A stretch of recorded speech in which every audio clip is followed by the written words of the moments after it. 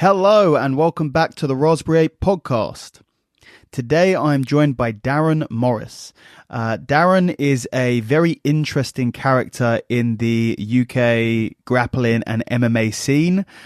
He is someone who has had a huge amount of influence over the sport. If you've listened to this podcast for a while, then you would have heard his name mentioned by many people, especially those who are from the north of the UK. He is the founder of ASW. He is a co-founder of the grappling show Grapplefest, and he has trained countless MMA fighters, many who went to the UFC, Cage Warriors, as of the recording of this episode, Cage Warriors champion.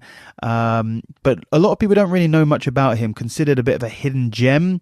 I think he prefers to lie in the shadows and influence from behind the scenes. So I was very glad to convince him to sit down on the podcast with me and to tell a little bit more of his story. So really interesting episode. I hope you guys enjoy listening. Check it out. Cool. Firstly, Daren, thank you very much for joining me. Thank you. This podcast is going to be slightly shorter than I wanted it to be because I managed to drive down the wrong road and you had to tow me out with the tractor. Yep. So, good drama, good story. That's a good start. It's a good story. Yeah, it's better than the alternative, which you just got here on time. That's very true. Although, when we get to the end of this, we're probably going to wish that I didn't get stuck and had to be towed out. Daren, I've wanted to do a podcast with you for a really long time. You're an enigmatic character in the jiu-jitsu, grappling, MMA community. Your name has been thrown around by so many people. This is kind of one of the things that's happened by doing this podcast is that I've kind of got this bit of a history of UK grappling and MMA. Your name's been thrown around a lot as one of the big names, especially up in the north and around this area. Yet not very many people know who you are. That's by function, right? That's good. That's good. Why is by that? By design. Yeah. I just never desired to be famous or even acknowledgeable. You know, I've got my own agenda. I've got other things. I measure success probably different than other people do. So I don't feel I don't need to feed that. It doesn't mean anything to me. But I feel like you're one of the few people. I understand maybe not an active desire to be famous or renowned, but you've almost seemed like you haven't just stayed neutral. You've kind of shied away from being in the spotlight in any capacity. Well, it's never been about me. It's never been about me. I've got my own goals. I've got businesses. I work. And grappling's been outside those things. Yeah. I just happen to be good at it. That's all it were. So is grappling not really, or combat sports not really a main focus for you? The lads are trainer. Of course they are. But as me, the only reason I roll every day is because I've always rolled every day. It's just part of my day. That's all it is. And if I change that dynamic, there's a good chance that I change other dynamics in my life. And I don't want to upset no apple carts because everything's fine. I got an injury training Mickey for his last fight on Cage Warriors. And I tore my IT band offside of my leg during the camp, and obviously my missus gave me a load of stick because I'm injured again. I'm injured again. You need to give it up. You keep getting injured. And I said, well, she works in an hospital, my wife. So I said, I'll tell you what, when you're at work tomorrow, go down to A&E, see how rammed it is and how packed it is, and ask any of them, do they wrestle? Yeah. You know what I mean? Yeah. It's just going to happen. Yeah. Regardless of what you're doing, it's just going to happen. Yeah. That's fair enough. And before, just whilst I remember, because we were just chatting just before I turned on the mics, and I always say to people very often, stop talking to me because you're going to say some good stuff. And we were talking briefly about, because I was setting up all the recording equipment, and we were talking about you playing guitar and music in general. And you were just about to tell me why music is good for martial artists, and I stopped you so I could record it. So tell me, why is music good for martial artists? That was a terrible segue. I know, because it's completely random. But yeah, before we get into the rest of the podcast, I think the focus on anything is to see an end result. Yeah? But there's no end result with music, and there's no end result with grappling or jiu-jitsu. It just carries on. It carries on like a jigsaw puzzle that just never gets finished. And the correlation is very similar. So the focus is very similar. The way you approach it is very similar. You know, you actually if you play obviously classical music rather than just, you know, rock or whatever, it's all about drilling. Very similar that you would approach grappling and jiu-jitsu. The whole picture comes right at the very end, and you spend lots of times drilling a 3-second piece. You can drill it over 100 times, a 3-second piece of music. And one of the most interesting things, I think, is either of them you do, whilst you're doing it, you're not connected to the outside world. So you're not carrying your problems and your troubles of what happens in business, what happens in family, what happens in other aspects of your life. Literally in that moment, you are literally just thinking about what you're doing, which has always been a constant for me, that, especially with, sparring and rolling, because I like all sports, and I like all sports done well, but a lot of sports, especially like weightlifting and things like that, you can go weightlifting and you can enjoy it, but the trouble is you're still carrying them problems with you. You're still in an environment, you're still doing an exercise that doesn't take you 100% of your focus. So you find that you're still carrying your problems with you, and you're still taking them to the gym, you're still considering them and going through them and all the rest of it. But when you're rolling or sparring or playing a musical instrument, you can't. You can only focus on what's that. And it isn't by design. It's just it's not. It just happens. It has to be like that. That's why I find that they're very similar. I'm surprised not more jiu-jitsu guys are actually musicians than actually are, to tell you the truth. Well, I think when you have two things that are comparable like that, and I do agree with you, there's something about this idea of the flow state, and that's where you want to be. You want to be in a place where you're able to perform these things, where the skill and the physical is all just natural, and you don't have to think about it at all, and it just flows.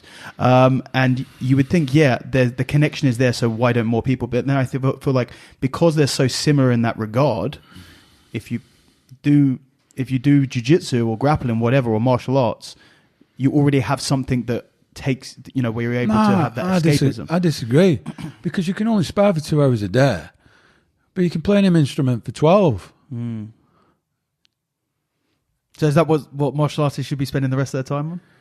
No, I don't.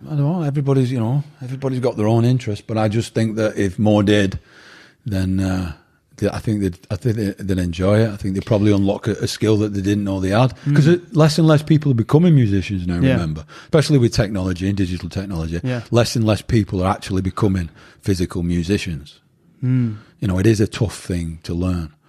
It is. Do you think that playing music can help improve some skills that are relevant in martial arts? Patience.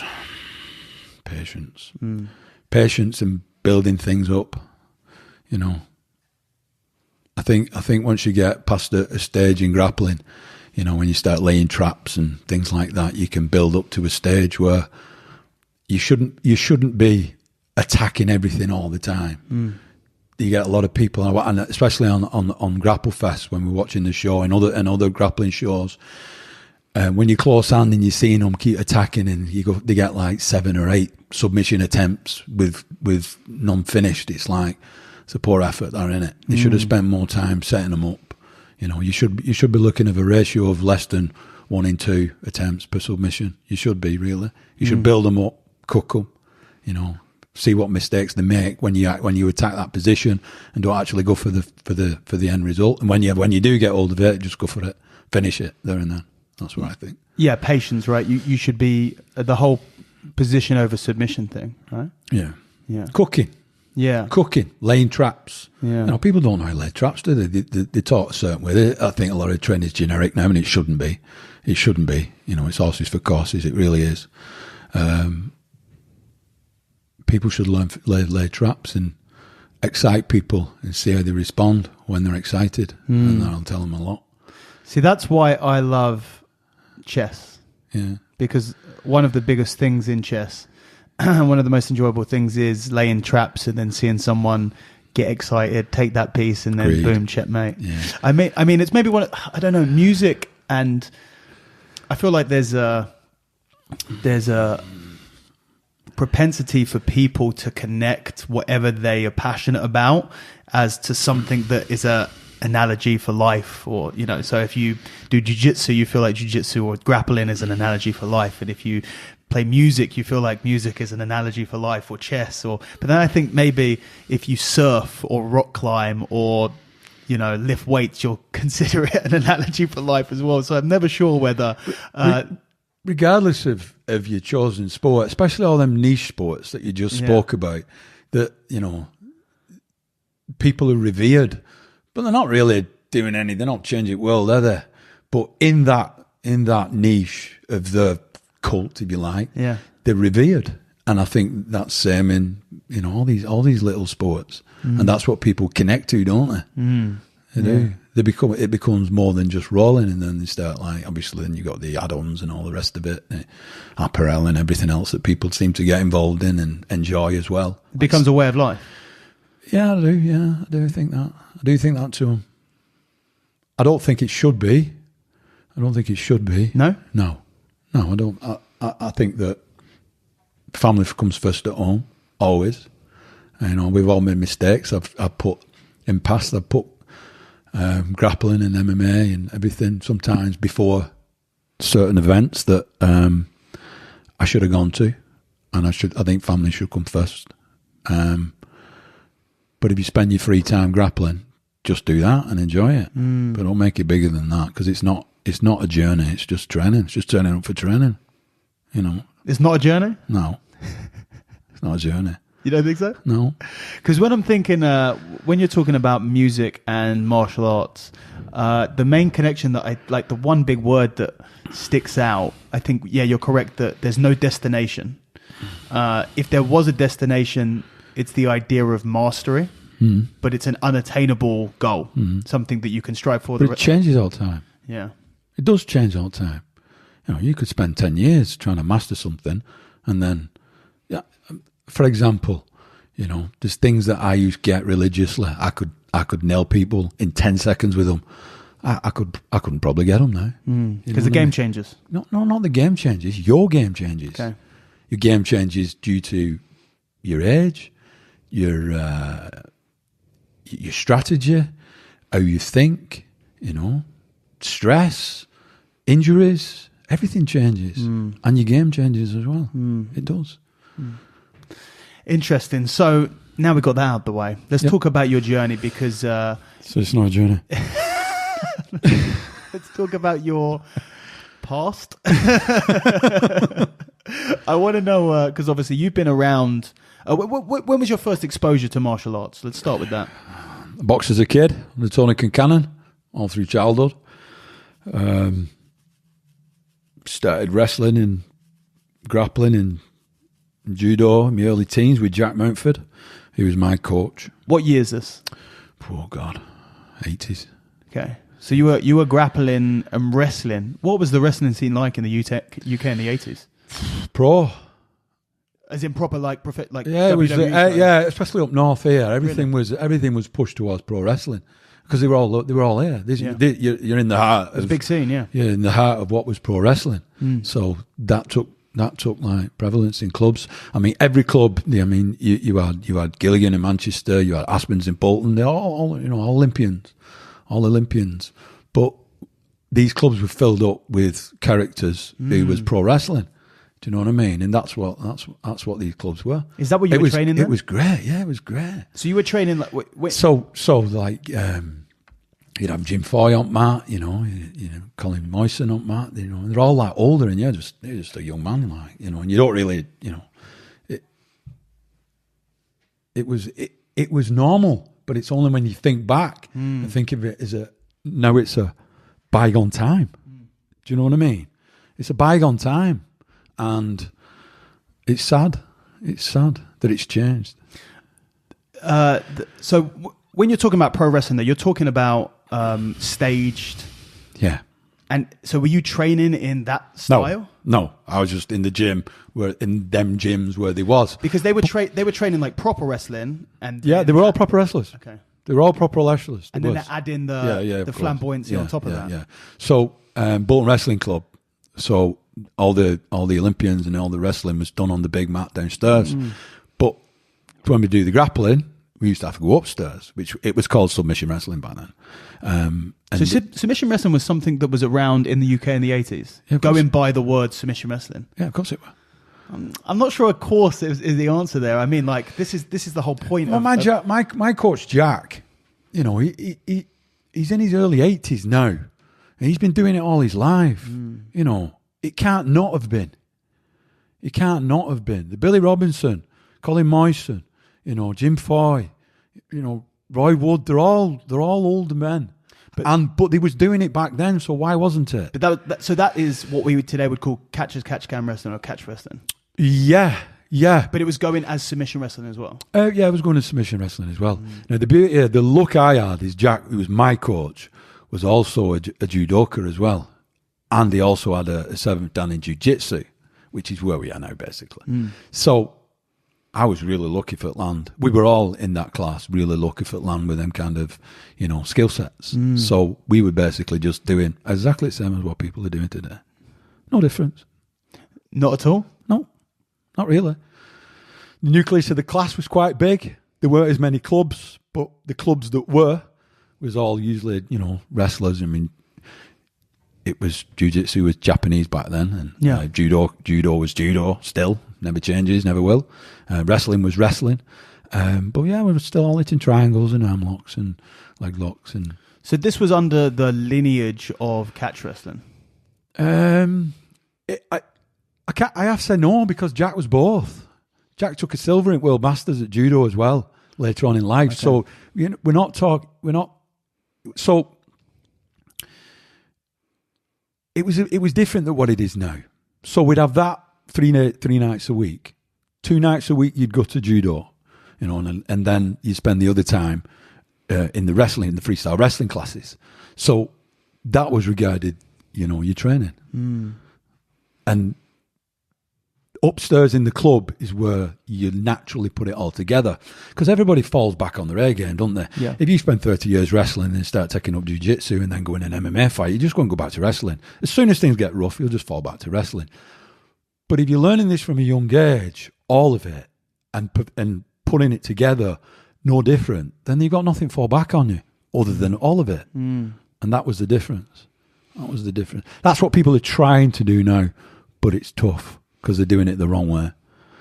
What do you mean by that?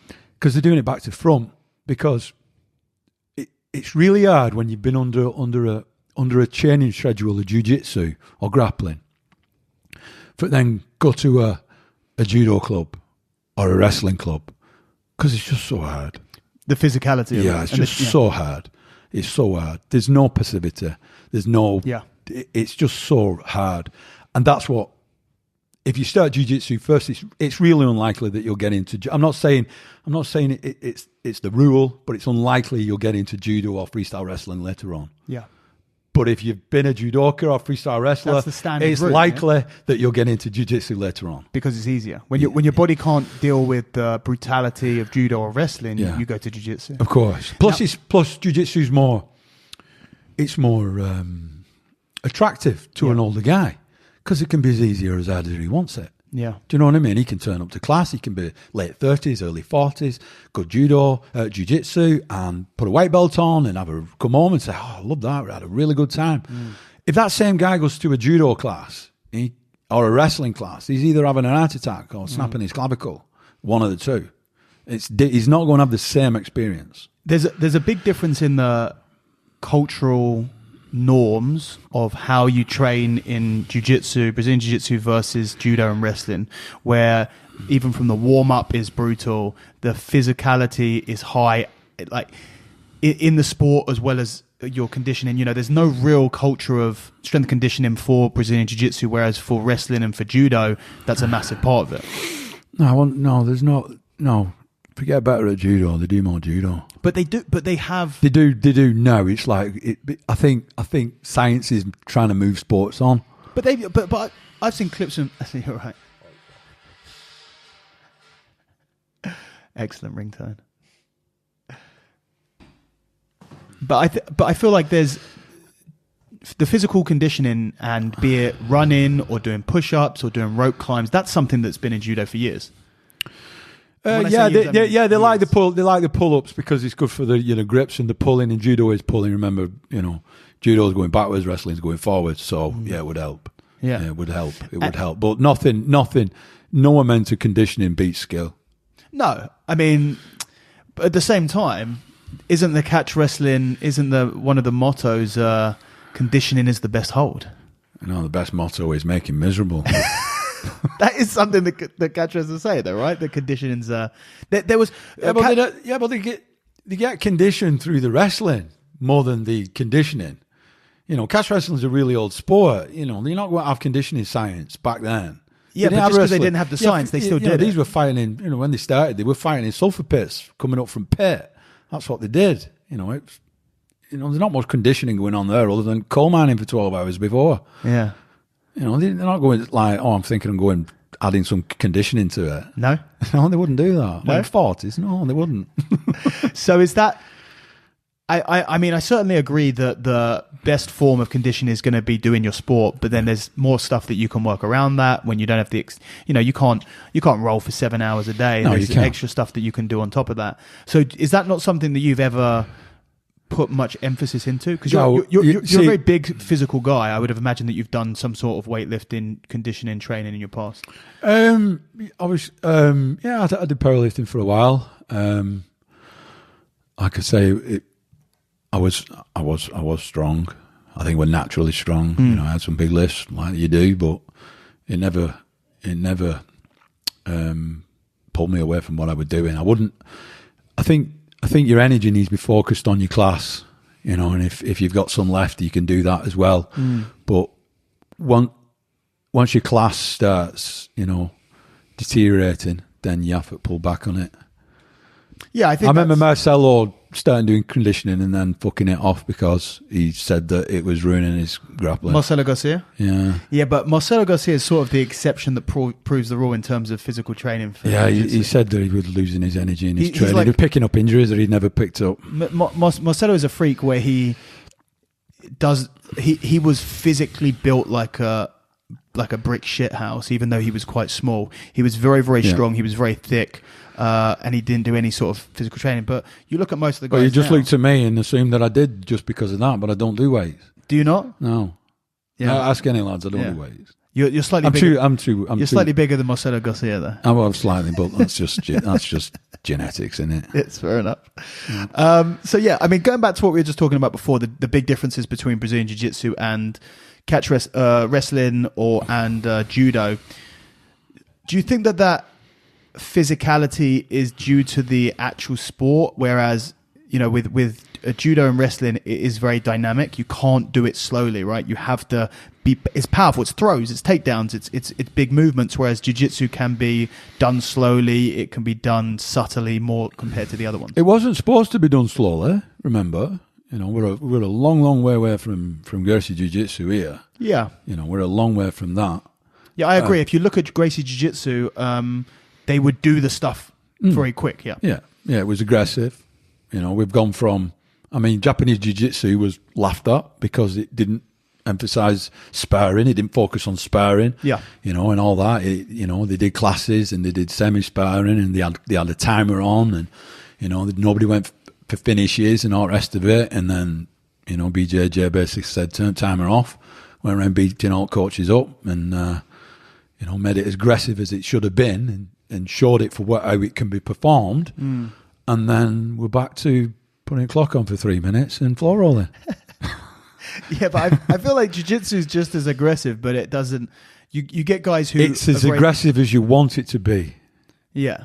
Yeah. But if you look at like the best grappler in the world right now, which is Gordon Ryan, is not quick. No. He's slow, it's heavy pressure, there's lots of cooking, as you say. Yeah. You couldn't say that Gordon Ryan wasn't aggressive.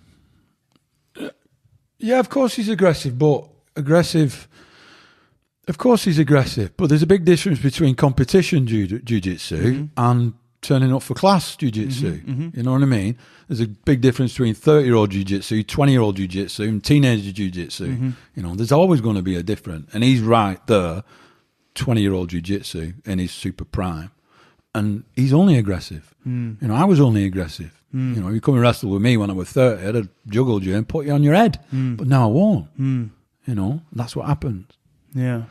And do you think that is one of the reasons why the ability to kind of choose your own route in jiu-jitsu in terms of how hard you want to go or how light you want to go and whether you want to sit out around or rest or whatever, do you think that's one of the reasons why Brazilian jiu-jitsu has been so successful on a commercial scale? Yeah.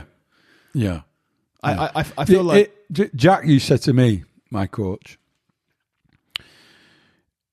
if you want to fill a class, don't make it hard. Yeah. But we was competition fighters, you know, we were competing all the time. And he said, if they come, smash them and then bring them on. Because if they don't come back, we didn't want them anywhere. That's what Jack used to say. That was the old theory. But now you can't afford to do that, especially if you've got a school, can you? So you need to pay the bills. And that group of people pays the bills. This group of people wins competitions, basically. Yeah, it's like you kind of have a split in jiu-jitsu and the jiu-jitsu community and the kind of across the world between gyms that are very competition focused and gyms that are more business focused. Yep. You have the occasional ones that are so high level that they can attract people who want to train with the top guys, even if they, you know, they're going to kind of push through the fact that it's a little bit harder than most places. But it's interesting to theorize if there'll be more of a separation between the guys who are only interested in competition and the guys who are interested in doing it as a more gentle art, almost like there's two different types of jiu-jitsu. There'll always be a difference, whether it grows. But then does that separate non-competitive jiu-jitsu class become a different kind of jiu-jitsu sport? That's what I'm saying, yeah. Does it go completely back to Japanese jiu-jitsu? Do you know what I mean? Well, like, was it Higa Machado's celebrity training stuff where they don't spar? I didn't watch that one. Yeah. I didn't see that one. Yeah, like this is something that they do where like he has all of these high level, because jiu-jitsu is in this interesting spot where it's sort of a fad, a celebrity fad, like everyone's doing it. It's kind of the popular thing for a celebrity to be doing these days. But then a lot of them can't turn up to the movie set on Tuesday with a black eye. So they'll do the training of jiu-jitsu. They feel like they're being involved within the sport, but they're not actually doing jiu-jitsu because they're not sparring, which is essentially, if you're not sparring, you're not doing jiu-jitsu, right? If you're not sparring, you shouldn't be doing it at all. Yeah. It's pointless. That's what I'm saying. It's pointless. Yeah. It's like buying a musical instrument and getting it on wall and staring at it a couple of hours a day. It's pointless. Yeah. But, of course, these actors are doing this, but they're not really, like you said, they're not really doing it, are they? So why are they doing it? Are their egos that big that they want to be perceived? Do they want to scare other actors in the room? I don't know. I don't know why they would do that. It's they're not with boxing, are they? No. Well, you know what? They are actually. I mean, boxing's this other thing that is also becoming sort of a fad. Yeah, only if they're getting big money, though. Yeah. Everybody's just chasing money in that game. Yeah. They're not chasing anything else. Yeah, that's true. What do you think of because I know that we're going to go back to your Not a Journey soon, but you've trained boxing, right? Well, you said you started with boxing. Yeah. What do you think of the celebrity boxing thing? It's not, is it? It's just... I feel like it's making a mockery of the sport. Yeah, and it does. And what makes that even worse is people who originally was slating it are throwing their hand in ring now and hoping they can get a shot for a quick payday. Yeah. Do you know what I mean? And it's probably the pro wrestling of pro wrestling of boxing. That's what it feels like. It does. The boxing's being turned into a spectacle through people who want to make a quick buck, don't care about the longevity of the sport. They're not getting into boxing to become famous. The entry requirement for that is be famous. Yeah, of course. It's nuts. It's not, and it is pissing on the science of the sport. Yeah, and the fact that 50% of the people who are going into it are, or maybe even more. I mean, the two pools of sort of the highest profile boxers today, forgetting the top, couple of heavyweights, is YouTubers and retired MMA fighters. Yeah. Right? Those are the two guys. Yeah. You couldn't name a group of prolific boxers right now who were winning the division, could you? No, I mean, apart from heavyweight, you couldn't. No. It's very strange. Yeah. I mean, I don't mind because I'm more interested in MMA than I am boxing, and it is that there's been this battle between boxing and MMA for so many years. When MMA came in and boxing was laughing at it, thinking you're never going to come close to where we are, then it starts like to being kind a of grappler. get in level, and then I feel like MMA is bigger than boxing is at the moment. So why is the money not? I'm very dubious about the money and boxing thing. Yeah, yeah, I'm not sure. I don't.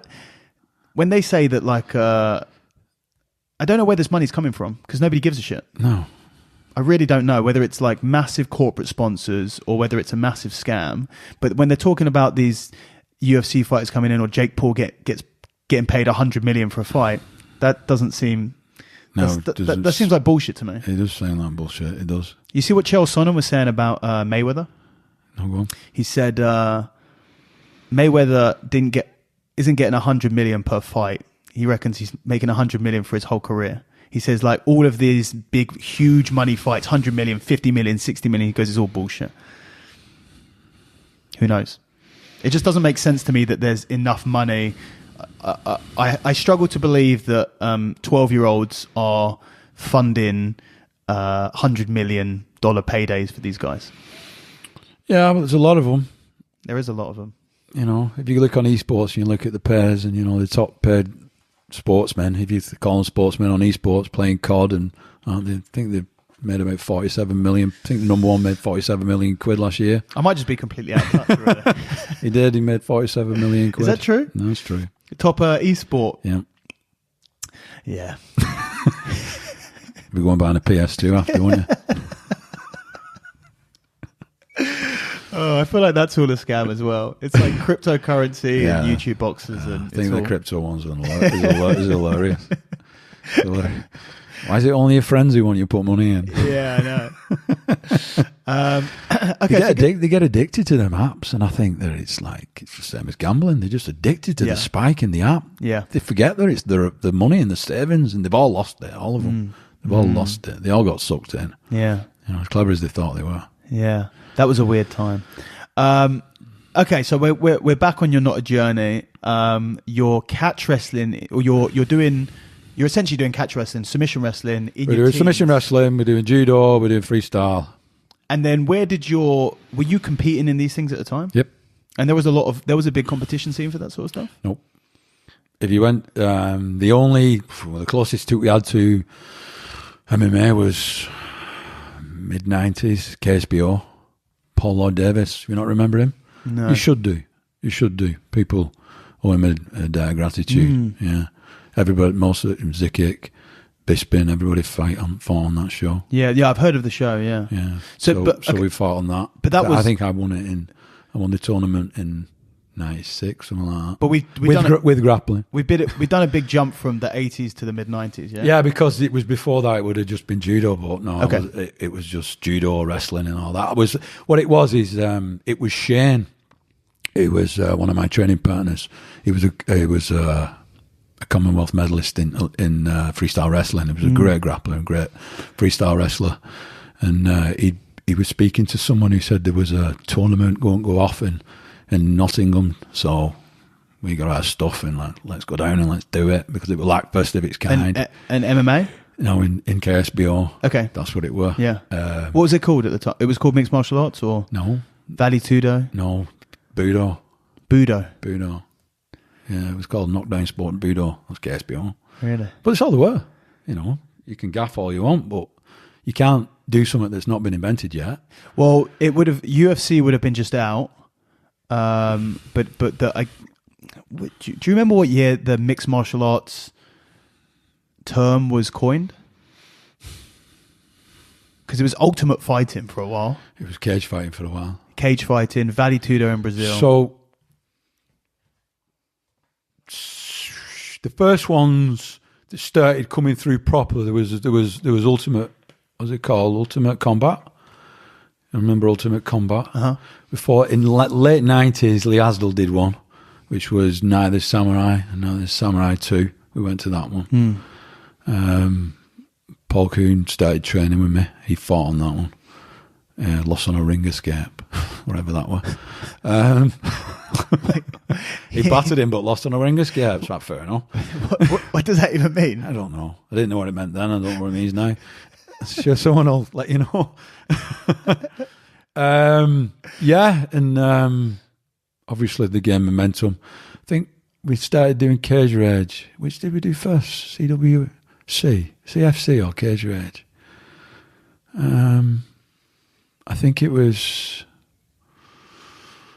CFC we did first. Yeah, it was. We did CFC first. So that would have been 202, which was in Liverpool. So we did that with me, Paul Cahoon, who we trained with all the time. Me and Paul just trained to get punched each other's face in every day. But he was good friends with Cor Emmers. Remember Cor from Holland, Remy Decker's dad. Okay, yeah. So Cor came over and put a show together, Daniel Didane, and then did a shitload of them. You know, all the early fighters were on them. Paul, Big Rob, Orban, Shawway, Terry Etienne, and all Collins lads. And I once missing people like Mark Goddard was on it. Yeah. You know, it was a really early days MMA show, but it was good. It was really good. So, you know, just rewinding a little bit, were you just training pure grappling, like judo, wrestling, catch, up until when MMA came onto the scene? Or were you doing striking arts as well? Like this idea... No, we were just sparring. We were just sparring. With strikes? Yeah, of course, because we were boxers, weren't we? So you were doing your own style, essentially, of MMA before even the UFC was about? I wouldn't say that. We were just training. We were just doing what we were doing. We wasn't doing ground and pound because that wasn't invented yet. Do you know what I mean? Nobody was doing yet. That would have been considered bad manners. Yes. Okay? Yeah. But of course you'd be boxing and then shooting for the legs or trying to get the grips and take people down. Once you take someone down, it's just grappling until you get back to the feet. Yeah, of course, yeah. What you wearing in your hands? Boxing gloves. Boxing gloves. Yeah. Grappling with boxing gloves must be a nightmare. I always encourage it. Really? Yeah, even now I encourage it. Because what it does is it puts your body in the right place. Yeah. You don't rely on the hands. Yeah, you don't rely on the grips. The grip should be when he didn't see it. Do you know what I mean? It shouldn't be obvious. The grip shouldn't be obvious, but your body needs to be in the right place to attain that. And to grapple with boxing gloves on stops you putting the hands in the places that you've found earlier that you don't want to put them, and being controlled a lot easier. So that when they got at the end of the camp, last couple of weeks, and when they go down to the little gloves, the 3-ounce gloves, they found it much easier. Yeah, much easier. Yeah, it's a tool that I've used in my teaching quite a lot, because occasionally people get too handsy. You know, they just want to grab. There's that natural instinct with humans to use their hands for stuff, and sometimes it can get in the way of what they should be doing. Yeah. I'd have a bag of tennis balls, and I'd go point you tennis balls, big tennis ball in each hand, and roll. You can't grab onto anything. You have to learn how to use your body a little bit better. So I guess it's the same idea. Yeah, similar. Yeah, it is. Yeah. So you're doing okay. So you're just fucking around basically. You're doing striking. You're doing takedowns. The combination of which has never really been. It isn't a thing. No, it's just you messing about. No, we're not. Well, it's not something you can attend to. There's nobody famous doing it. There's no peers. It's not like, oh, we're famous doing this, because nobody's doing it. It's just like we were all working. We all had jobs, and this is what we're doing in our spare time. And was Gracie Jiu-Jitsu or a form of Jiu-Jitsu from Brazil on your radar before 93? Before UFC 1? No. Okay. So UFC 1 was your first introduction. Do you remember when UFC 1 came out? Yeah, I mean, Because you'd I expect think everybody did because the videotapes were going around. Yeah. I think before they was sharing them, everybody was sharing Paul Vunak tapes. Do you not remember Paul Vunak? No. Right. Well, before that, everybody used to share Paul Vunak. Uh-huh. So that's where the straight blast phrase comes from. Okay. It comes from Paul Vunak. From like SPG Straight Blast Gym. Yeah, that's where the phrase comes from. Okay. I think that's where they got it from because I remember Paul Vunak. Sure. In his what was the context of Straight Blast? He used to be able to get past wrestlers by doing this in a forward movement. Is that true? True. Get it up. They used to do it with motorbike helmets on. But he sold a lot of videos. Really? Yeah, he sold a lot of videos. Yeah. He did honestly. This is what people did. Yeah. And this is what self-defense was and martial arts was. It wasn't realistic. It wasn't realistic. But this is what they were selling. So when you're no, I didn't. It would have been who would it have been? I think it was Jim Aldred, a plumber. I know. There you are. It was a Jim Aldred, a lot older than me, a lot older. He'd be in his 70s now, and he was into Paul Vunak and Carly and Eskrima and all that. So they were all following that, and I think he borrowed me it. I think he borrowed me a UFC video tape. What do you think of that when you first watched it? Yeah, we're good.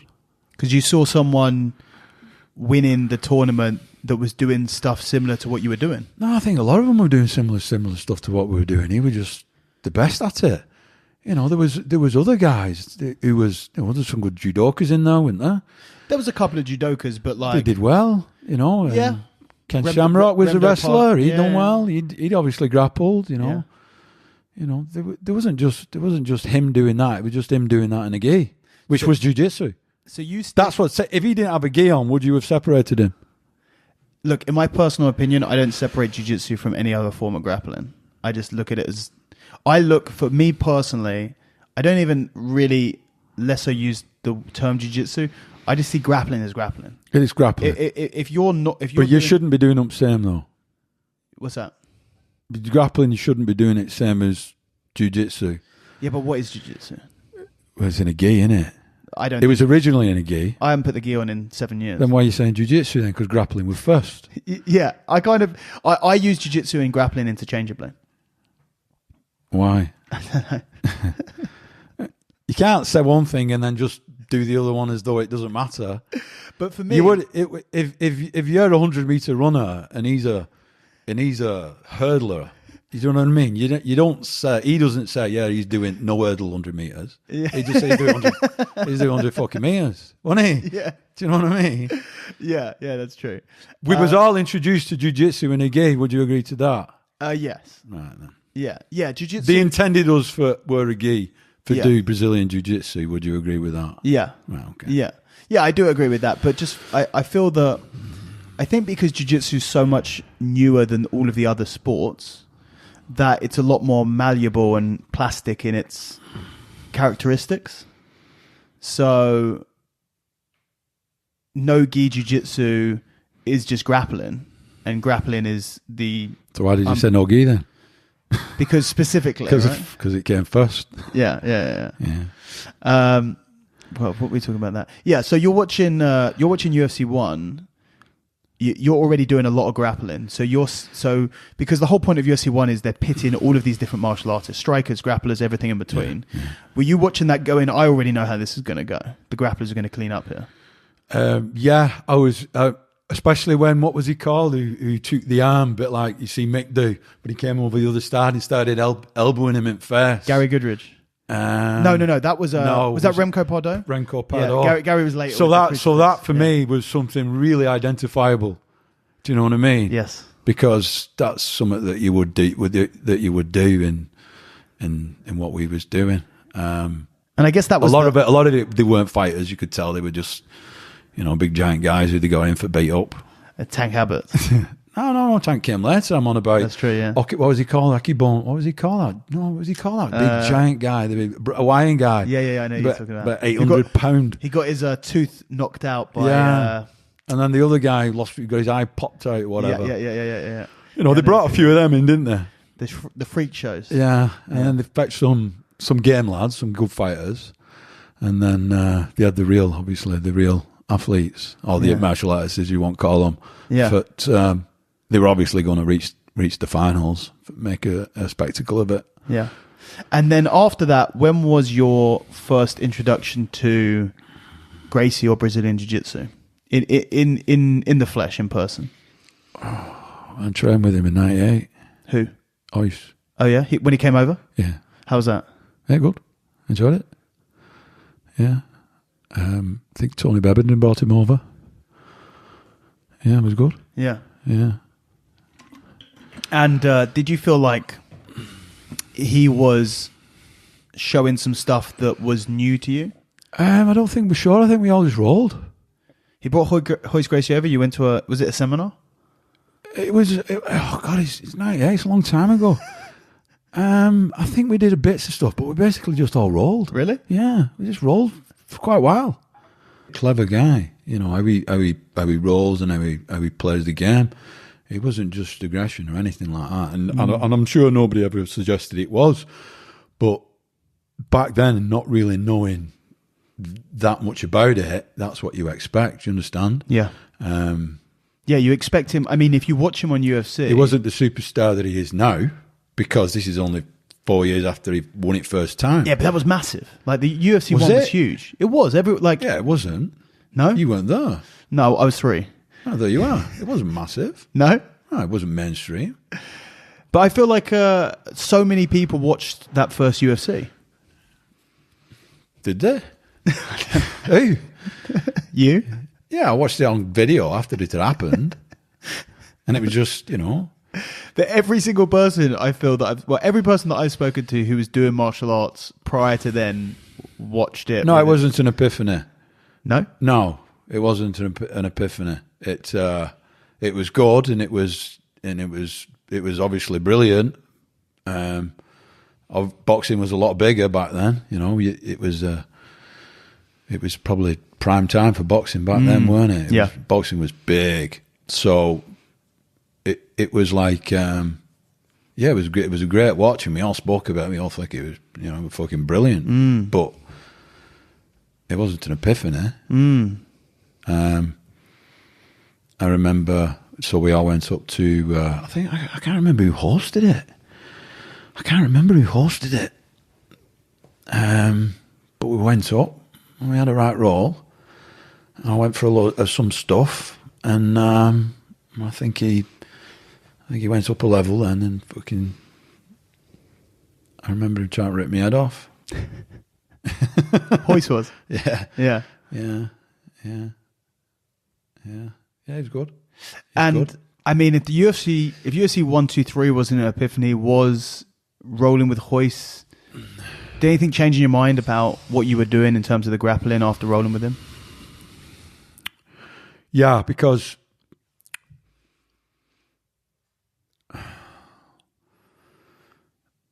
I was a much younger man, obviously back then, and everything I was doing was based on dominance and stuff like that. How big were you back then?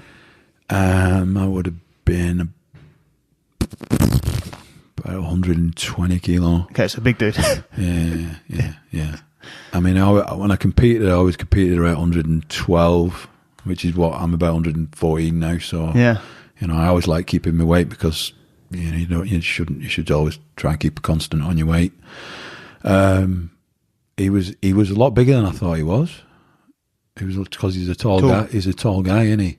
He's a tall guy, and he had a lot more control in the gi than I expected him to have. Do you know what I mean? Were you wearing the gi when you were rolling with him? Yeah, of course. Yeah. So when he did get the bow and arrow, I literally felt like my head was going to fucking come off. Rather than, you see, Jack always says to us, "Don't learn to submit people. You learn to injure them or put them to sleep." Because you'll get people who won't tap, and what are you going to fucking do then? And Oish in a gi was a really good introduction to that, because I felt that if I didn't tap, he would have pulled my fucking head clean off my shoulders. So yeah.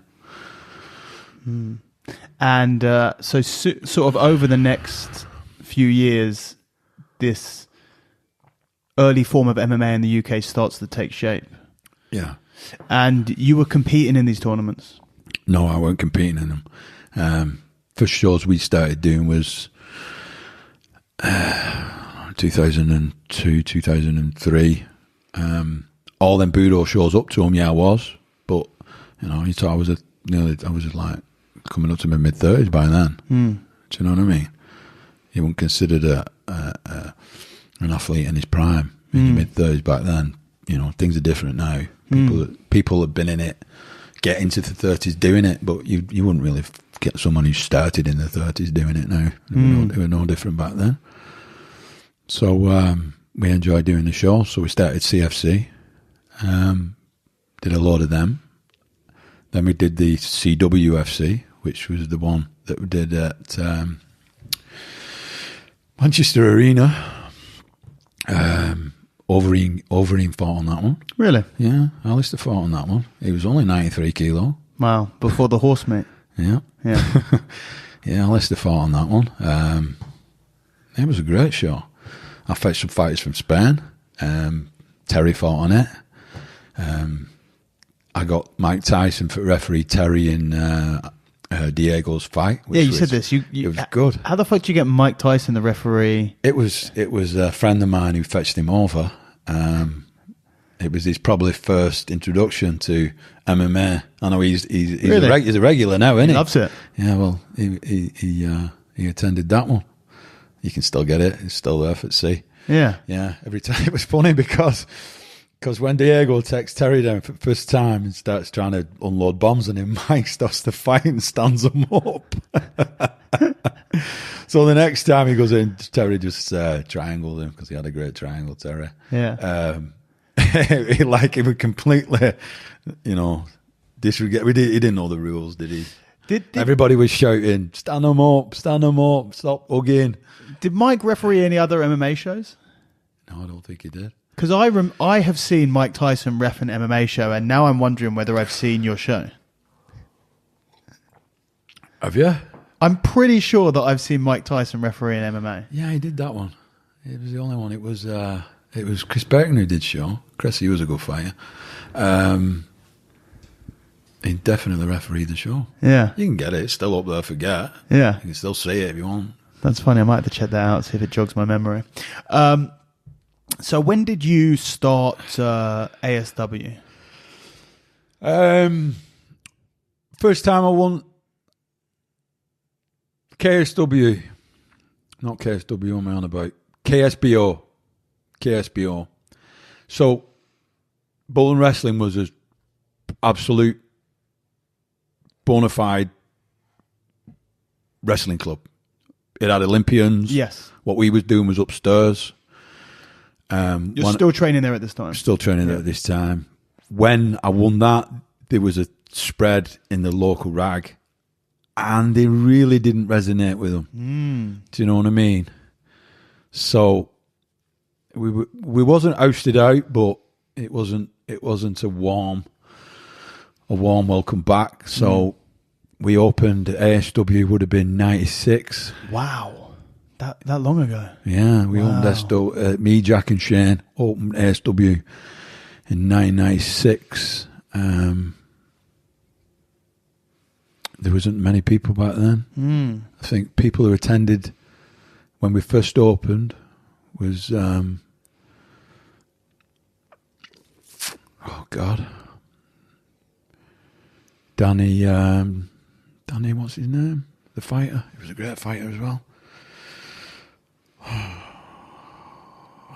hate saying names because if I forget them, then I feel ignorant. Do you know what I mean? It happens to the best of us. I know, but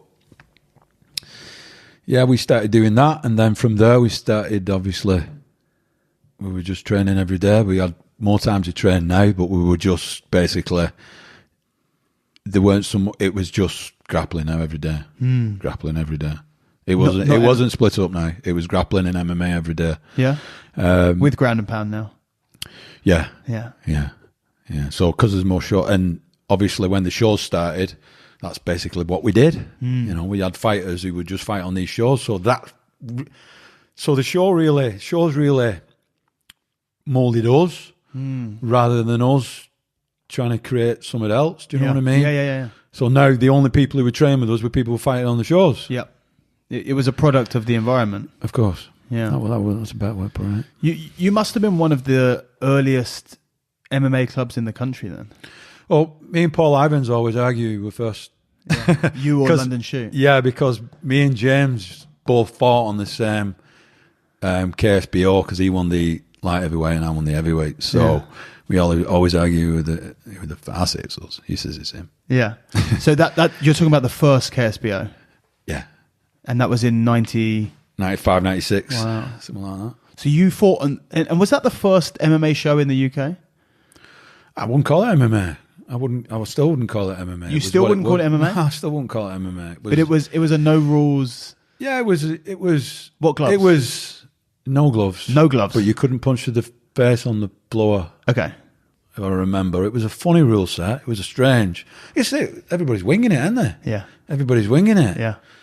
There's a lot of Thai boxes in it. I remember a lot of Thai boxes Getting taken down and not knowing what to do.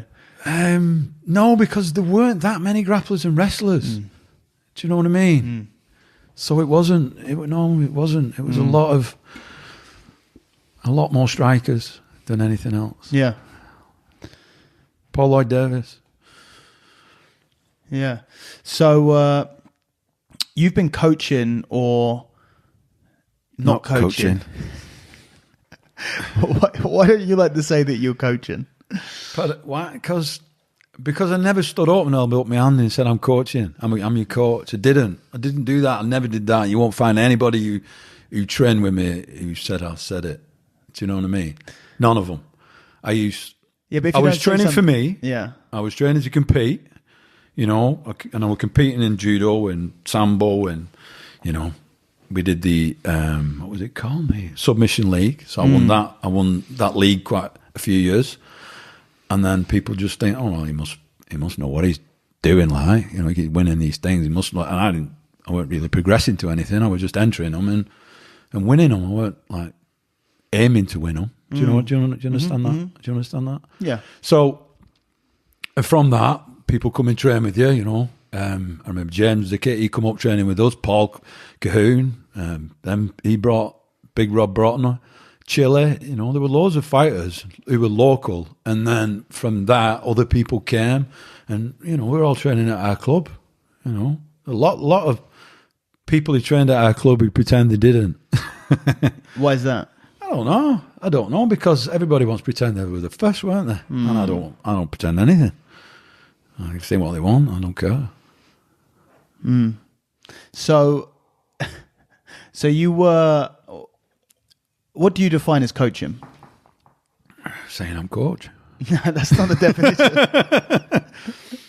Well, you're the coach in the room, Unless you're saying that you're coaching, then who's you going to look to? I understand. So the act of coaching is kind of just. I even know today, Mick will tell you, Lee will tell you.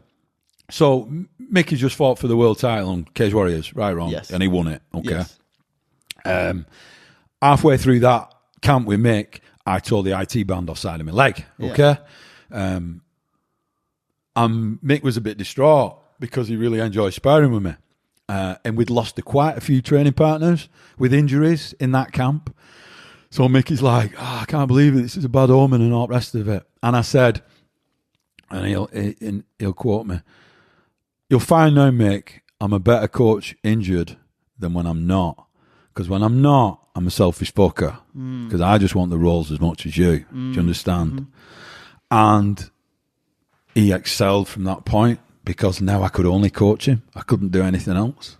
And I did just that until slowly I could get back into back sparring with him, doing what I could even with the injury, if you like. But he got super fit, super quick. And he went on and won the fight. And his main worry was like, because we'd lost a lot of training partners, including myself, am I going to cope with not having all this big team of training partners?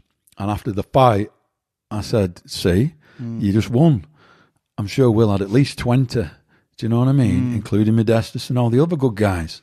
But on the night, all that happened was on the night. It doesn't matter the size of your squad or the amount of people you're training with, as long as you're doing the right specific training for what you're going to do in your fight. End of.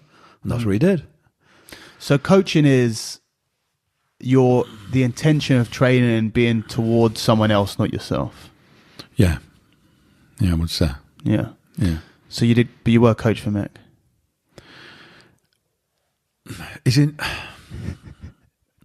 For this fight I was. Yeah. Half of it. Okay, yeah. Half of it. Okay. Which is funny because I understand what you're saying, that differentiation between I'm just training with you versus I'm training for you. You know, which really makes a coach. But you are a very well regarded instructor, I should say, teacher of people. Would you at least accept that? Yeah. Yeah. And you have an interesting style of I can't help if someone sees me as the coach after a long time training with me. Sure. Okay. Yeah. Right. You have an interesting style of grappling, and we were just before the podcast, we were in your little home gym, and you were showing me some stuff. What would you say is the characteristics of your style of grappling, pure grappling, or grappling for MMA? Well, both? Or do you want me to go through either? Both, because yeah, go through them one at a time if you want. Because we'll talk about it a little bit. I find it quite interesting. Grappling, I try and, depending on what someone's done, if you're a traditional jiu-jitsu grappler, I'm going to try and prey on the fact that you've been taught a curriculum, a certain style, and I'm going to play in them mistakes that you're going to make. I'm going to know how you've been learned to defend. Are you going to defend this specific thing? And I'm going to bank on you making that. So the first thing we try and do is attack it just slightly, see if we can get any excitement and see where you go. And then we'll know then exactly whether you're... Because you don't have to be better than someone all the time. You just have to know something they don't know. Yeah? Yeah. That's all you got to do. Yeah. And having a broader spectrum, a bigger tool bag, then you're going to do that. So you can't make a better knife. You can't make a better knife by making it longer or a different handle. But if you stick a pair of scissors on it and a screwdriver, then it becomes more useful. Sure. And that's exactly what we try and do. And the only way you're going to do that is have experience in other combat sports, which is what people are trying to do now. But we've always done it. Do you know what I mean? But isn't that one of the ways that Brazilian Jiu-Jitsu was created? It's not just an evolution of judo. It has some catch wrestling in it. It's got some freestyle wrestling in it. It's got, different flavors. I don't think jiu-jitsu is an evolution of judo. Judo came from jiu-jitsu, not the other way around. Well, Brazilian Jiu-Jitsu came from judo through Maeda. Yeah, I would say that would, but we're not. That's not what they're playing now. In what way? Well, they're not. There's no one doing aggressive Brazilian 1996 fucking jiu-jitsu now, is there? No. Well, you know what? I was having this discussion with someone a few weeks ago, and we were talking about how if you look at the original style of Gracie Jiu-Jitsu, which is very much like takedown, mount, back take, submit, quite aggressive. It was force the back take, not back take. Yeah, force the back take. It's force the back take with strikes usually, yeah. That sort of, we were talking about the difference between gi and no gi, and how the modern gi game and the modern no gi game have separated so much, and that the modern gi game is looking more like traditional Gracie Jiu-Jitsu than the modern gi game. Because the modern gi game now, we've gone through the leg lock phase a little bit. We're coming out the other side. You look at ADCC, it's very wrestling heavy. It's very top position heavy. Everyone's fighting to get on top, hold position, pressure. That looks a lot more like the old L.U. Gracie, Brazilian Jiu-Jitsu origins than reverse Della worm guard and lapel guard and stuff like that. Yeah, but wrestling... Jiu-jitsu in a gi and jiu-jitsu without a gi have to be approached differently anyway, don't they? Because firstly in a gi, you need to use the grips. If you're not going to grip, then you might as well not have the fucking gi on. I think the gi is more attractive to an older guy because it's a lot slower and effective, and attack purposed. Whereas without a gi, grappling, it's dynamic. It lends to the being able to defend a lot easier than with it in a gi. And I think you can't compare the both like for like. You know, someone who's really good at no gi, you could put them with someone pretty average in a gi, and if you stuck them both in a gi, the average gi guy will win. More than if you took the guy out the gi and stuck him in a grappling match, because there's more dynamics, there's scrambles, there's all kinds of things. It's easy to defend without a gi on. So I don't think they're too similar from what in that way that you're saying. But you're always going to get that separation. But you're talking about a separation that was always there anyway. So when we used to fight on Submission League and all them other ones, if you was a submission wrestler, you didn't do jiu-jitsu. And they openly told you didn't do jiu-jitsu. Yeah? Yeah. But now nobody's saying that. So now they're calling it jiu-jitsu, aren't they? But it's just the same as what people were doing anyway. I mean, what people are doing at ADCC now is what they were doing in ADCC back then. It was a very similar game. It's just the attitude that's changed towards it. Yeah, and sort of going back to what you were talking about, sort of your sort of more unique take and style, and how you've developed it from training other grappling sports. So you're talking about judo, catch, wrestling, sambo. Yeah. Where did you train sambo?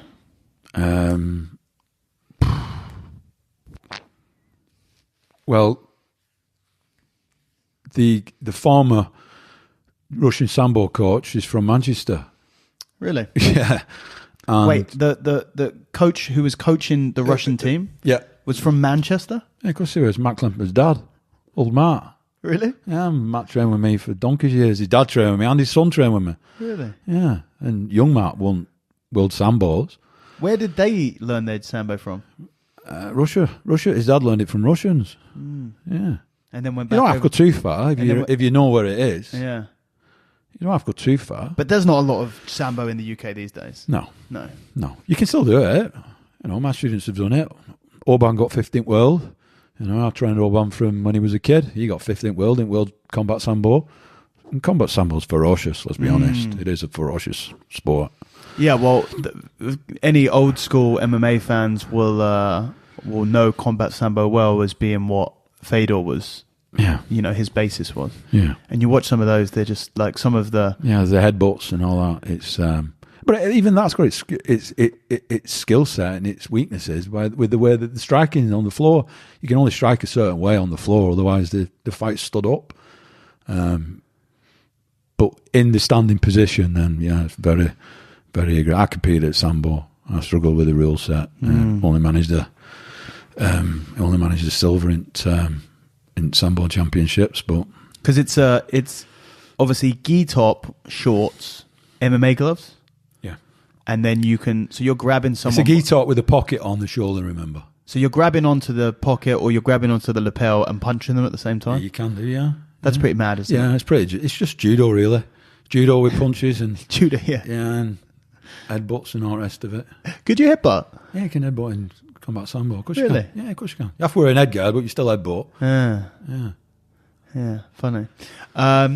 So, yeah, going back to your style. So the stuff that we were talking about, because we were talking about someone who you mentioned a couple of times, Mick, who just won the middleweight title in Cage Warriors, and his interesting style of grappling in his fights, where he's letting his opponent take the back and then exposing dominant positions from there.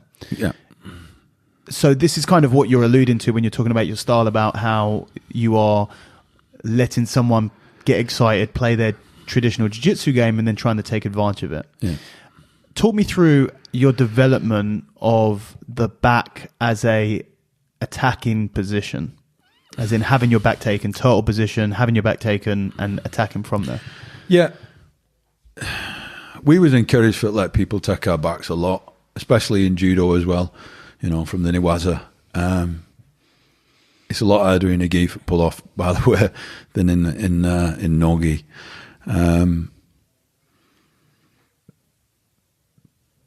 But the submissions that we're using, they aren't judo submissions. Some of them are, the arm locks are, but the leg locks are not. They're from catch wrestling. Yeah. There's a lot of leg locks when someone takes you back. I mean, people don't have to cross the feet. I can foot lock you without you crossing your feet. You'll feel like you've crossed your feet, but you haven't crossed your feet. I've only got one leg, but I don't need you to cross your feet for foot lock you. We did this stuff with the leg locks and the attacks from the back, so you can't put your arms in. Go for one arm, take the other. The rolls, the turnovers. It makes it quite. If you're very jiu-jitsu heavy and you're training, regardless of what you think, regardless of what you're trying to do, you're just going to grab hold of him. Because if you don't grab hold of him, he's going to fucking stand up. So even if you don't grab hold of him and he goes for stand up, guess what? You're going to grab hold of him. And at that point, you're giving him some kind of control. And when people take you back, it's only to the point where they realise they can't get anything. So they spend the first minute on your back and then the next couple of minutes trying to fucking get off it. And it's only when they try and get off it that they leave themselves vulnerable and exposed, as we did with the arm locks on either side, whether you're here, whether you're sitting out, whether you're clearing the feet, whether you're going over for the back saddle, whether you're maybe making him think that you're taking the leg when you're actually just changing your body position, and they all allude to you having dominant position. And that creates anxiety, which is what Mick has a lot of success with. So we're not talking about the last fight, we're talking about the last 5 fights that he's done it successfully. Yeah. And doesn't get credit for, by the way. Daren's alluding to my commentary for these fights. I didn't know what the fuck he was doing, though. It just looked like he was having his back taken and being able to scramble to. I mean, the last fight was the greatest example of him really successfully using it repetitively. I mean, when someone's doing something that unorthodox, until you see it being done habitually, lots of times, then you realize that actually this is being done on purpose. This isn't something that is he's just scrambling. He's good at scrambling, which now I know. Partly because he did it like 7 times in his last fight. Yeah, he did it all through the Josh Smith fight as well. Yeah. Yeah. I think that was a really good example of it. Yeah. But he used the elevator more in that one. It was a bit early days for him, so he was elevator heavy. So he let him take his back and then elevated him off into top position. Yeah, if you watch the fight, you'll see it. And you commentated on that as well. Yeah, I've commentated a lot of fights. Yeah, they all blend into one, really. Are there any other positions that you have the same philosophy for, in terms of? Yeah, letting people think they're taking my back from passing guard. But is it all based around taking the back? No. Is it hell? I like passing out my right, your left, because I know that you're not versed in it. Yeah. Pass that way a lot, because I don't know whether you're going to turn. You're going to give me your arm every time. Yeah. I like being half guard underneath. I like giving you my arm because I know that you'll go for it and then end up with your leg. We used to joke about them because I used to call them shit leg locks, shit arm locks. So I said, this is a shit arm lock, but it alluded to a better position. Or this is a shit leg lock, which alluded to a better position. Yeah. So that's how we used to look towards them, feed them shit and, It's just, it's an extreme form of baiting, right? Yep. I don't think there's an extreme form of baiting. I think baiting's just baiting, isn't it? Well, it's giving. I say extreme because you're giving what would traditionally be considered really bad positions. You're not opening small holes. The traps are big. Yeah, we're not doing this in a really low level environment either. He's pulling this off against some good fucking fighters. To be honest, they're good fighters. But like I said before, you don't have to be better than them. You just have to know something they don't know. And once they're on plan B, then everybody knows plan B shit. And that's how we work. So if someone was to, let's say, Mick rematches Will and he's figured out what's going on, he's not falling for those traps, how do you make adjustments on that? So like for the analogy, which is he just knows something that he doesn't. If you're alluding to me giving some strategy just in case they fight again, then it's not gonna happen. But I didn't even think of that. But it isn't a problem. Sure, it isn't a problem. Yeah, that's just something that Mick's been doing. Yeah, it's not his back. It's not his whole game. Sure, when he completely separated his knee against Eunice, nobody knew he'd popped his knee completely till the end of the fight.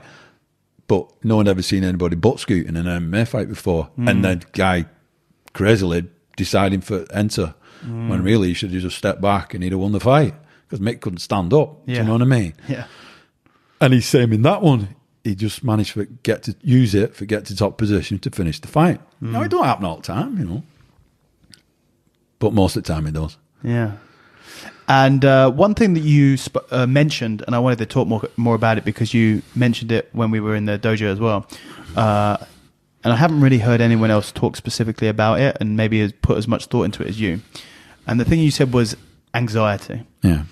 And the power and the use of creating and being used to anxiety. Yeah. You elaborate a little bit on what you're talking about there.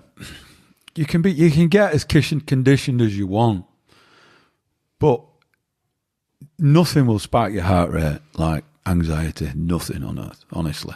So we really work hard on anxiety. We create an an anxious environment. You've seen the gym. It's basically a matted room where you go in and the door locks as well, which helps. There's no windows. It's like a cage. Yes. But it's a cage without the little holes in the fence. No, yeah, exactly. It's a small wooden box. Yes, yeah. It's a matted cell. And is that by design or was that just the convenience? No, it's by design because a lot of the early fights that we had so much success because we had a tiny cage. It was like a fucking phone box. And people go, yeah, but when you get outside, you can't make it work, blah, blah, blah, blah, blah, blah, blah, because you're getting a bigger 32-foot cage and blah, blah, blah, blah, blah, blah.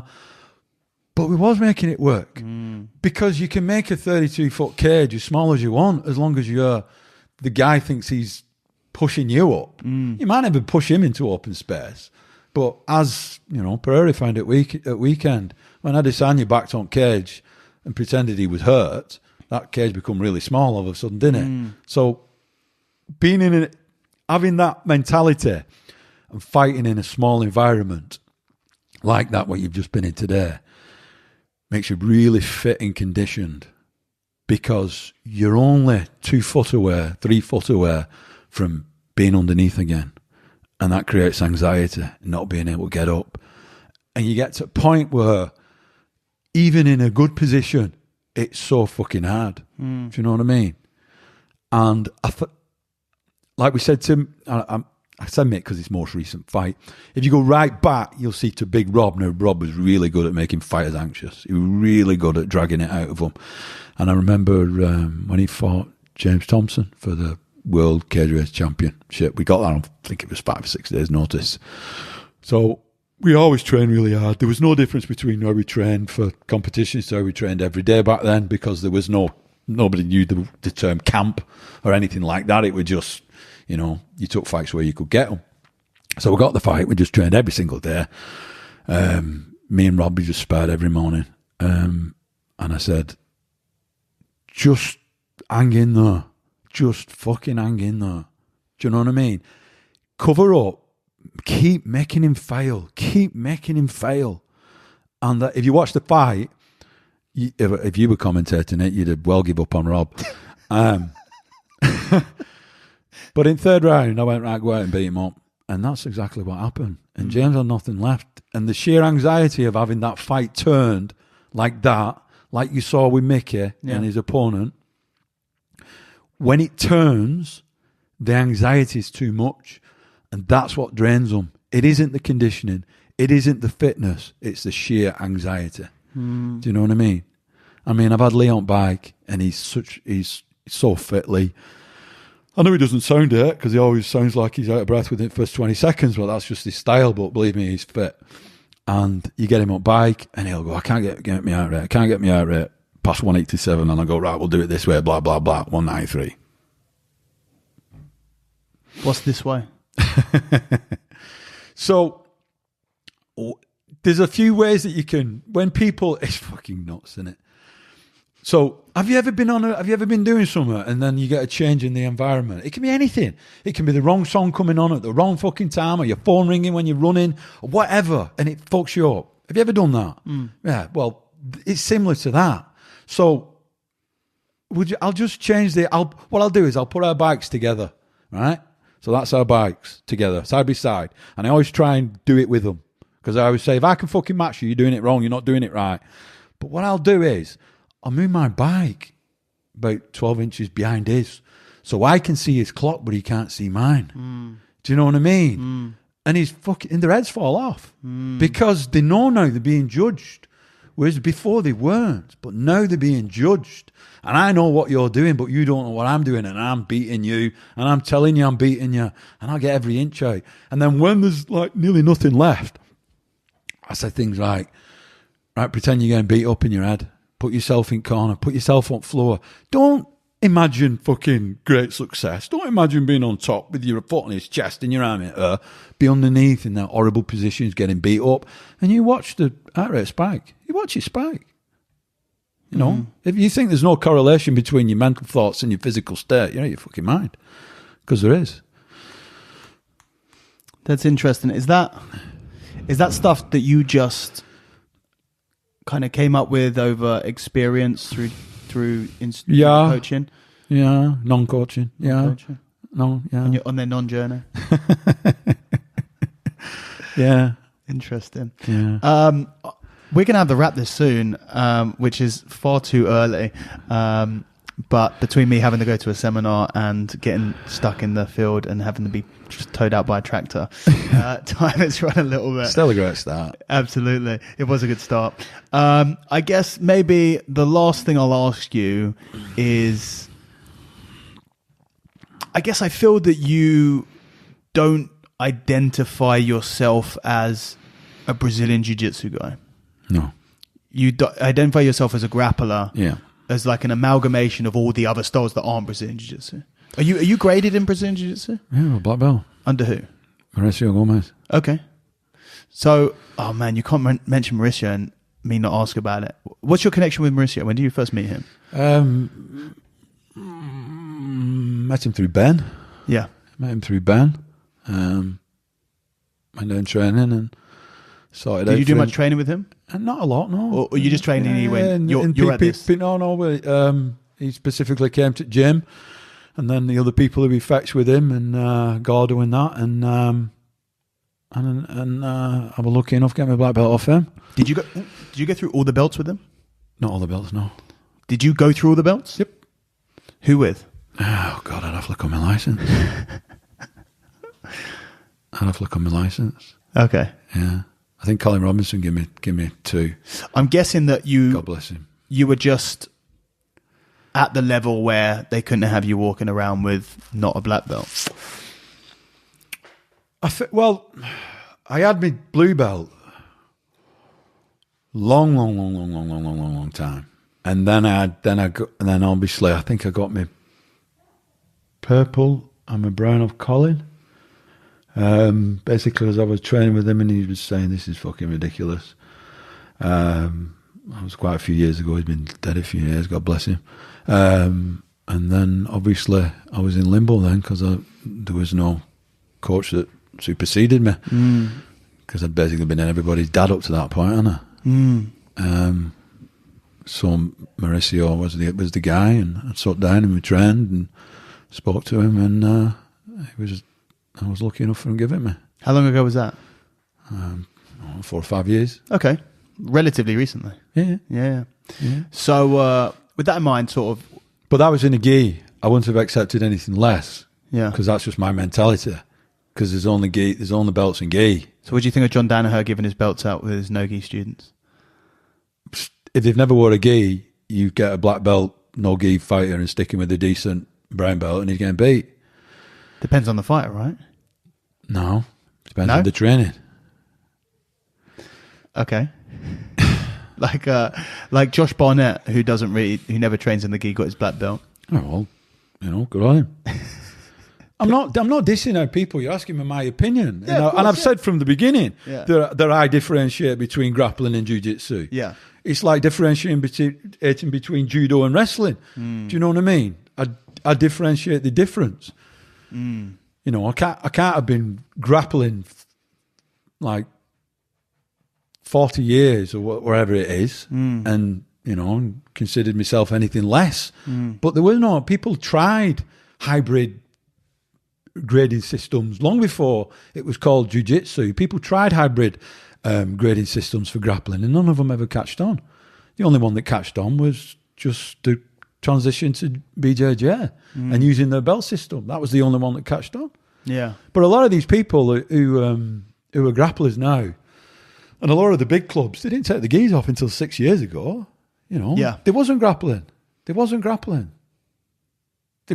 all in gis for a long time, and they got the black belts in gis. So why people start giving them out with people who never wore a gi before or never wore one at all is, it's got to be based on different attributes and not the same attributes as in a gi. It's got to be. It's got to be. Yeah, I guess that I think for a lot of people, if they've just trained jiu-jitsu gi and no gi, that's all that they know. Whereas you come from this background of all of these other... I'm not saying it's only different because of me, because I supersede it. But you can see the difference much more than someone who's just trained gi and no gi jiu-jitsu. Of course, because you only know what you know. You know, it's nurture, innit? That's the way that they're told, and that's the way that their history is told, and that's what they're going to believe. Yeah, that makes sense. So my final question to you is just going to be, from this non-traditional grappling background, what's something that your traditional jiu-jitsu grappler, gi or no gi, can learn from it? And I'm sure you got loads of those, but just one. I can't because in a different environment, each one's is particularly important. It really is. But I keep going back to, you don't have to bet someone if you know something different. I do. If someone's not playing their game, then you've got more chance of beating them. So outside the box. I'm just a take down and dominate kind of guy. Always have been, always will be. You say that, but but the stuff that you're talking about and the stuff that we looked at, that's not take down and dominate. Yeah, well, that's horses for courses, what we spoke about. Do you remember? You know, I don't do generic training. I never have. It doesn't work. So that's Mickey. That works for Mickey, but it wouldn't work for Lee. Yeah. Lee likes to dominate, get head and arm, and, you know, that's his way. Lee wouldn't pull turtle. He wouldn't do it. So that's just what Mick does. That's just what Mick does. Got you. Yeah. Everybody's different. Oban was a really good nail. I know you won't know who he is, but he was a great fighter. You know, he went on a bit of a spree like back in 2000s, and he ended up with the 5th in World Sambo. But, you know, Lewis Long beat him up for 2 rounds, 4 minutes, 10 seconds. Really? And then Oban turned him off and north-southed him. Really? Do you know what I mean? Just sometimes being a really good nail is enough, and people don't like being nail anymore. That's what Mickey is. So what you're saying is the ability to take a bit of a beating. No, the ability to make him think you're taking a beating. Okay. Nobody wants to take a beating. Yeah. Keep making them fail. Keep making them fail. Keep making them fail. Yeah. I like it. That's a good way to end it. Daren, thank you very, very much. I'd love to come back and chat to you another time. Please. This time I won't take the wrong road. Thank you very much. I appreciate you coming on. Thank you. That is it, guys. I hope you enjoyed this episode. At this point, I would usually say if you want to find out more about Daren, then you can find him here. But I feel like Daren doesn't want to be found, so you can't. If you want to find me, however, you can find me on Instagram at raspberry_ape, or just the podcast on Instagram at raspberry8podcast. My website is raspberryape.com, or if you want to check out any of my online instructionals, they are at apeacademyonline.com. My YouTube channel, if you want to watch this podcast, I know the last 2 episodes, my video has cut out both times. It's more disappointing to me than any of you, I guarantee it. But alas, that is the struggles of trying to record podcasts on the road whilst a million things are going on. But I will try and do better, I promise. But if you want to go and watch any of these episodes on YouTube and some other stuff I might have on there, my YouTube is youtube.com/Raspberry Ape. As always, if you enjoyed this episode or any episodes of the podcast or the podcast in general, please feel free to share it to whoever may also enjoy it. Thank you for listening, and I will catch you guys next time. Take it easy.